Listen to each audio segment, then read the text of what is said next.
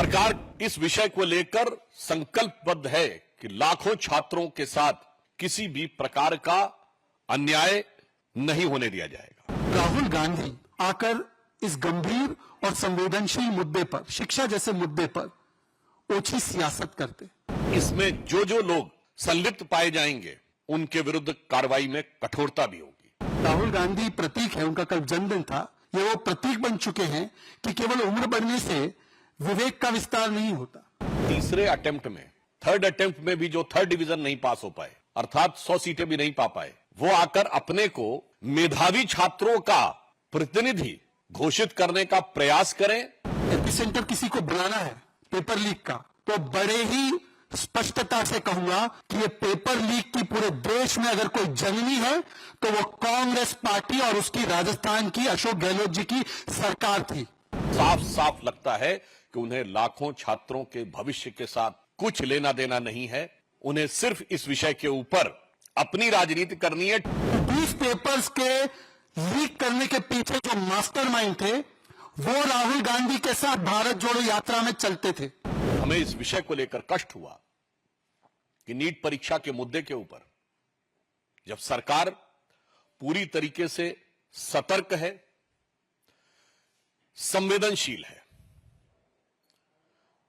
सरकार इस विषय को लेकर संकल्पबद्ध है कि लाखों छात्रों के साथ किसी भी प्रकार का अन्याय नहीं होने दिया जाएगा।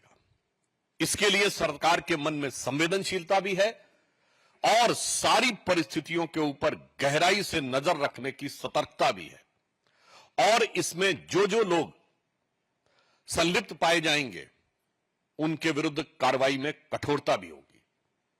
परंतु यह विषय सर्वोच्च न्यायालय में विचाराधीन है, तो सरकार अपने उस संवैधानिक दायित्व को भी भली बात ही समझती है कि जो न्यायालय का निर्देश होगा उसके अनुसार जो भी प्रभावी कार्रवाई होगी वह सरकार करने के लिए पूर्णतः संकल्पबद्ध है।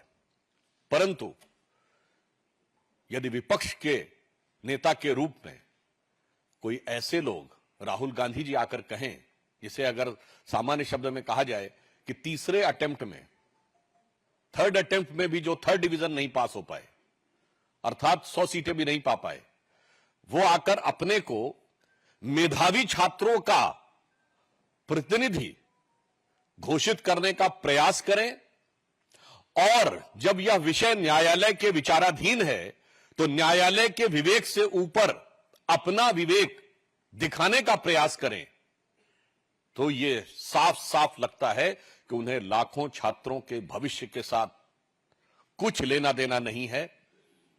उन्हें सिर्फ इस विषय के ऊपर अपनी राजनीति करनी है। ठीक वैसे ही जैसे राजस्थान में 1.5 दर्जन के लगभग पेपर लीक के मामले हुए थे, श्री राहुल गांधी जी ने एक शब्द उसके बारे में कभी बोला था।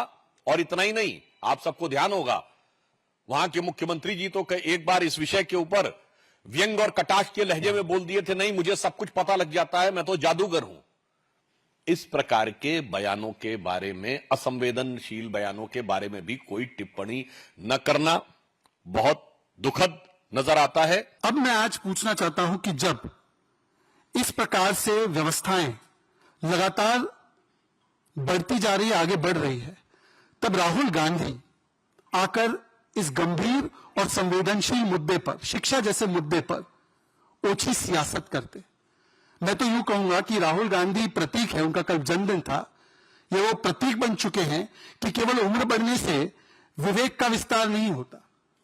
और यदि ऐसा होता तो राहुल गांधी ऐसी गंभीर विषय पर, चाहे तीसरी बार वो फेल हुए चुनाव में, वैसे मैं तो पास हुआ, लाखों अभ्यर्थी भी पास हो रहे हैं, वो तीसरी बार फेल हुए हैं, तो इसका मतलब यह है कि वो मध्य प्रदेश और गुजरात के युवाओं को गालियां बकेंगे।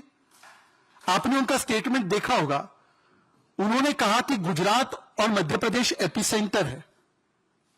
आपको अगर किसी एग्जामिनेशन में कोई कमी लगती है राहुल जी, आप सांसद हैं, आप वरिष्ठ हैं आपकी पार्टी के, तो आप उस एग्जामिनेशन की खामियां निकालिए ना। पर उस खामी को निकालते निकालते या मोदी के खिलाफ आपकी कोई वैमनस्य होगी, मानसिक आपका कोई विरोध होगा, तो आप मध्य प्रदेश और गुजरात के युवाओं पर इतना बड़ा कुटाराघात करते हैं कि एपिसेंटर है, मतलब वहां पर कोई भी एग्जामिनेशन ठीक नहीं होती। आप सोचिए कि पूरे देश में जब हमारे मध्य प्रदेश और गुजरात के युवा किसी भी हिस्से में जाएंगे तो लोग तो उनको बोलेंगे तुमने तो एग्जाम ऐसे ही पास कर ली होगी चीटिंग करके, तुम तो वो पेपर लीक वाले स्टेट से आ गए ना। और अगर एपिसेंटर किसी को बुलाना है पेपर लीक का, तो बड़े ही स्पष्टता से कहूंगा कि ये पेपर लीक की पूरे देश में अगर कोई जननी है तो वो कांग्रेस पार्टी और उसकी राजस्थान की अशोक गहलोत जी की सरकार थी। राहुल गांधी जी, आप भारत जोड़ो यात्रा की बात कर रहे थे ना।